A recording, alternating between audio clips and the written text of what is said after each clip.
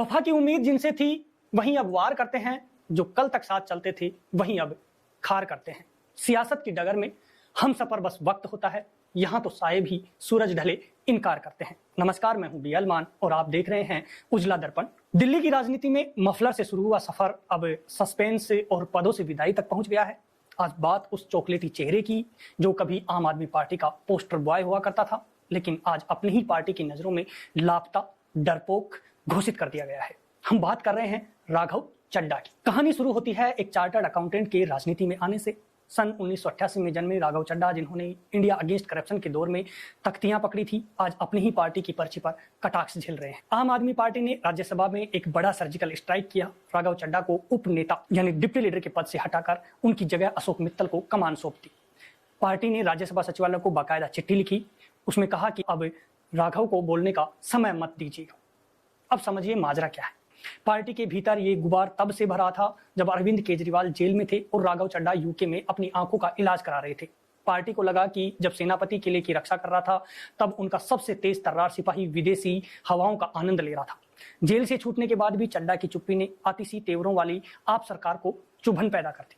Party के राष्ट्रीय प्रवक्ता अनुराग ढाढा ने जो हमला बोला वो किसी राजनीतिक आरोप से कम और किसी पुराने पारिवारिक झगड़े जैसा ज्यादा लग रहा है।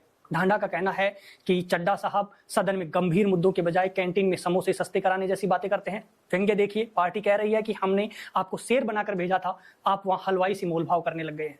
इतना ही नहीं, आरोप यह भी है कि राघव चड्ढा ने पार्टी के कुछ अहम प्रस्तावों पर दस्तखत करने से भी इनकार कर दिया। जनाब, राजनीति में पेन की ताकत जब पार्टी लाइन के खिलाफ चलने लगे तो समझ लीजिए कि पेन छीनने का वक्त आ चुका है। राघव चड्ढा भी शांत बैठने वालों में से नहीं है। उन्होंने वीडियो संदेश जारी कर सीधे शब्दों में कहा कि मुझे खामोश किया गया है लेकिन मैं हारा नहीं हूं। उन्होंने चेतावनी भी दे डाली कि वे उन लोगों के खिलाफ सैलाब बनकर लौटेंगे जो उनकी आवाज दबाना चाहते हैं। अब सवाल यह है कि यह सैलाब किसके खिलाफ आएगा? क्या ये इशारा सीधे सीधे शीर्ष नेतृत्व की तरफ है? 2028 तक उनका राज्यसभा कार्यकाल है, लेकिन क्या वो तब तक आम बने रहेंगे या किसी और खास ठिकाने की तलाश करेंगे? ये देखना दिलचस्प होगा। अब सवाल यह भी है कि क्या आप में दरार पड़ चुकी है?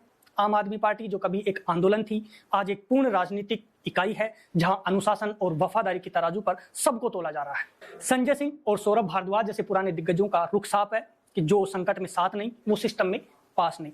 राघव चड्ढा का उपनेता पद से हटना सिर्फ एक प्रशासनिक बदलाव नहीं बल्कि एक गहरा राजनीतिक संदेश है। अंत में इतना जरूर कहूंगा कि तूफान में जो छोड़ गए वो कश्ती क्या संभालेंगे, जो खुद ही डर के बैठे हैं वो बस्ती क्या संभालेंगे।